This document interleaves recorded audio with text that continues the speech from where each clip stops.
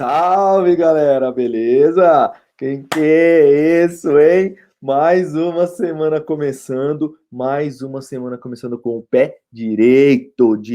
É com esse pé direito que você vai entrar na universidade esse ano. Então, mais um videozão aqui dando dicas para você de como você vai gabaritar a prova de biologia, mais especificamente da UEL. Mas lembrando que aqui é conteúdo de biologia, então esse conteúdo de biologia vai servir também para os vestibulares de todo o Brasil que você vai prestar. Então esse canal aqui vai te dar dicas sempre. Lógico que o nosso foco aqui é falar do vestibular da UEL, dos assuntos que mais caem no vestibular da UEL, mas você tem um panorama geral também dos conceitos que você pode utilizar para prestar aí vestibular em todas as outras universidades, tanto aqui do estado do Paraná, como no estado de São Paulo e em todo o Brasilzão de meu Deus. E aí você vai mandando para mim aqui, ó, nos comentários de onde que você é, de onde você achou esse canal maluco aqui, tá? Se você é de outra cidade, se você mora em outro estado, quais são as universidades que tem aí, onde você vai prestar vestibular, e aí você deixa aqui no comentário pro prof, para a gente comentar também questões de vestibular lá da universidade onde você vai prestar, tá? Mas o objetivo nosso principal aqui é dar diquinhas para o vestibular da UEL. E neste videozão de hoje, antes de mais nada, antes de falar sobre o assunto, já fica aqui, ó, o pedido do prof. Tá assistindo o vídeo? Deixa aquele likeão para nós, vai? Só aquele like monstro. Se você ainda não é inscrito nesse canal, por favor, ó, dá aquela dedada no botão aqui embaixo de se inscrever. Por favor, inscreva-se no canal. Nós estamos quase chegando a 2.000 inscritos, gente. Falta pouca gente. Eu acho que falta 30 pessoas. Então, por favor, ajuda a divulgar para a gente chegar nos 2.000 inscritos desse canal logo, pelo amor de Deus. E é isso, meu povo. Então vamos lá, vamos pro vídeo, porque este vídeo é importantíssimo e fica até o final, porque no final tem dicas matadoras, hein? Então, pensando nos conceitos aí agora que nós vamos tratar, falamos nas aulas, nos vídeos passados, nessa série para a UEL, sobre a origem da vida, sobre as experiências que os cientistas fizeram para comprovar que um ser vivo só poderia surgir a partir de outro, e também vimos quais eram as teorias de como o primeiro ser vivo surgiu aqui na Terra. E aí, agora nós vamos avançar o nosso conhecimento sobre os seres vivos. E para isso, nós temos que compreender do que um ser vivo é feito. E nesse sentido entra a bioquímica celular, ou em muitas apostilas, muitos materiais didáticos, a gente chama isso de composição química dos seres vivos. E quando a gente fala de composição química dos seres vivos, nós estamos falando das moléculas que formam um corpo de um ser vivo. E pensando melhor, vamos falar a nível celular, já que a célula é a menor unidade de vida que existe. Então, quais são os componentes básicos de uma célula? Para depois partirmos para o estudo da célula propriamente dito. E aí a gente vai falar um pouquinho, então, sobre a bioquímica celular. E começando a bioquímica celular, a gente vai dividir essa bioquímica celular em dois grandes grupos de moléculas: as moléculas inorgânicas e as moléculas orgânicas. Vamos falar rapidamente sobre as inorgânicas e nos próximos vídeos, nas próximas segundas-feiras, a gente vai falando um pouquinho sobre as moléculas orgânicas, tá? Então vamos lá. Pensando nas moléculas inorgânicas, quem faz parte das moléculas inorgânicas? A água e os sais minerais.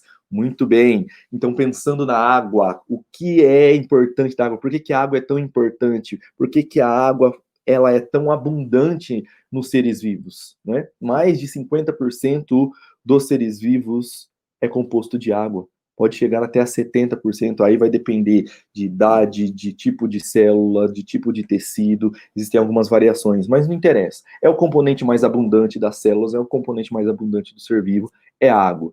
E aí quando você pergunta para as pessoas, mas para que serve a água? As pessoas, para hidratar. Tá bom, e hidratar significa o quê? Hidratar é ter quantidades de água disponíveis no organismo para a água exercer as suas funções. Então, quais são as funções da água? Então, vamos lá. Primeira, a água é o solvente universal. O que significa isso? Que ela dilui a maioria das moléculas, a maioria das substâncias. E por isso ela serve também do quê? De meio de transporte das substâncias. Pensando no nosso corpo, plasma sanguíneo, água. transporta substâncias, tá? Permite o transporte de substâncias por todo o organismo pela corrente sanguínea. Sensacional. O que mais que a água faz? A água, ela tem uma capacidade também de participar das reações químicas, as reações de hidrólise, tá? As reações de hidrólise e de síntese por desidratação. Hidrólise, quebra pela água. A maioria das enzimas do nosso sistema digestório, elas fazem hidrólise, tá? Quebra pela água, pelo meio aquático, olha que sensacional. E você também tem síntese por desidratação. A síntese por desidratação mais famosa que tem é a da ligação peptídica. O que é a ligação peptídica? A formação do quê? A formação de ligação entre os aminoácidos para formar um peptídeo. Quanto maior, polipeptídeo, que é a sua o quê? A sua proteína. Então, a ligação peptídica das proteínas, dos aminoácidos das proteínas, é uma síntese por desidratação. Por que síntese por desidratação? Quando você junta um aminoácido com outro, você libera uma molécula de água, beleza? E aí, para quebrar essa proteína, hidrólise, pum, ganha água de volta, quebra. Sensacional, né? Sensacional. Muito massa. Outra coisa relacionada à água que é muito importante é que a água ajuda no controle, né? No controle da temperatura corporal. Por que a água ajuda no controle da temperatura corporal? Primeiro, por causa da transpiração, né? Quando a gente transpira, o seu corpo libera água e quando essa água evapora, ela leva junto, ó, depois quando ela evapora, ela leva junto o calor. E aí você resfria o corpo, né? Você resfria. Mas uma outra coisa relacionada à água que é muito importante de lembrar é que ela não controla, ela não ajuda a controlar só por isso, só por causa da transpiração, mas porque a água tem uma propriedade que é chamada de alto calor específico. O que é isso? O alto calor específico da água está relacionado com a capacidade que a água tem de manter a sua temperatura mais ou menos constante. Para a água ganhar calor, né, e variar a sua temperatura, ela precisa ganhar muito calor, muita energia. E para a água variar a sua temperatura ao ponto de baixar a sua temperatura, ela precisa perder muito calor para o ambiente. Então, como a água tem um alto calor específico, isso significa que para variar a temperatura dela, você tem que fornecer ou tirar muita energia da água. Tá? E aí a gente já relaciona isso com a tal da caloria. Então, fornecer caloria e retirar caloria da água. Olha só, isso aí já é grandeza física, já estamos relacionando a biologia com a física aí também, certo? Com calorimetria e tudo mais. Então, presta atenção nessa sacada. Alto calor específico, então vai variar muito pouco a temperatura da água. Quer um exemplo clássico? Calor do caramba, você vai nadar para aliviar o seu calor. Chega lá perto da piscina, naquele revestimento em volta da piscina, você tirou o chinelo, bota o pé no chão, queima o pé. Você vai correndo, pula na água, quase morre congelado, porque a água não está na mesma temperatura do piso que reveste em volta da piscina. Por quê? Porque a água tem alto calor específico. Então a quantidade de calor que a água recebeu não foi grande o bastante para deixá-la quente. Como assim quente? Ué, quente igual o revestimento em volta. O revestimento em volta, como tem um calor específico mais baixo, ele aquece mais rápido. Então, a água precisa de muito mais calor para aquecer. E aí você pula na água, a água ainda está gelada. Fala, ué, mas não pode ser. Pode ser. Por causa dessa característica que a água tem, alto calor específico. Vai variar muito pouco. Para que a água esquente, ela tem que ficar muito tempo exposta ao sol. E talvez a quantidade que ela ficou de tempo exposta aí ao sol não foi o bastante para que ocorresse o aquecimento da água ao ponto de ela ficar quentinha para você. Aí você foi enganado, certo? Maravilha. Agora, pensando na parte química da molécula da água, a água é uma molécula polar. E o que significa ser polar? Que ela tem ali nas extremidades, né? Porque a água, ó, HO no meio, tá? Então você tem nos hidrogênios, ela é mais positiva e ali perto do oxigênio ela é mais negativa. Então tem polaridade, mais negativo no oxigênio, mais positivo nas extremidades dos hidrogênios. Por que acontece isso? Porque o oxigênio é mais eletronegativo, tá? E aqui a ligação é uma ligação covalente, porque ninguém aqui é metal. Só que como é ligação de compartilhamento de elétrons, mais o oxigênio é mais eletronegativo, ele puxa os elétrons mais para perto dele. e isso torna os hidrogênios, aqui a ligação perto dos hidrogênios, mais positiva, e lá no oxigênio mais negativa, formando polos, positivo aqui, negativo aqui em cima. Beleza? E aí, essa molécula polar, ela tem afinidade por outras moléculas que têm a mesma característica, que são moléculas polares. Então, todas as moléculas polares, elas diluem, elas são solúveis em água. Beleza? Isso é legal. Outra propriedade legal da água de você lembrar é que, isso é top, hein? E isso aqui em biologia vegetal é, matador. São as propriedades de adesão e coesão da água. Adesão, capacidade que a água tem de se aderir às paredes de um vaso. Isso relaciona a capilaridade. Capilaridade tem tudo a ver com isso, capacidade de adesão nas paredes de um vaso. E é isso que permite a água aderir às paredes de um vaso, como dos canos, do canudinho, como dos vasos do xilema da planta, e não cair. Por quê? Gruda igual Homem-Aranha.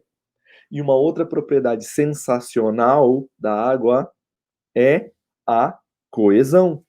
Coesão. As moléculas de água, elas se ligam por pontes de hidrogênio, por ligações de hidrogênio, e são ligações muito fortes entre as moléculas. Então, essa ligação é difícil de se romper.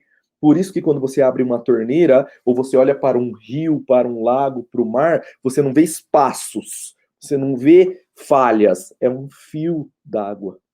Na torneira você abre, cai a gota ou cai um fio de água, não cai pedaços de água quebrados, justamente por causa da força de coesão entre as moléculas de água. E essa coesão é que permite, quando você tem uma força de sucção nas plantas, permite, aderida ao vaso. E aí uma força de sucção faz com que a molécula de água comece a subir. E aí você tem um fluxo ascendente de água nos vasos do xilema, nas plantas. Isso é sensacional. Isso é sensacional. Lembre-se, então, adesão, coesão, mas que tesão. É muito legal. Essas propriedades da água são sensacionais, tá? Tem muito mais coisa, a gente pode comentar muito mais sobre a água, mas essas são as características que eu gostaria que você lembrasse, tá bom? Agora vem a dica que eu falei para você ficar até o final desse vídeo, que é importante. O vestibular da UEL, especificamente, não cobra com tanta ênfase esse tipo de conteúdo, tá? Mas é importante você fazer essa relação da propriedade que tem da água com outras coisas.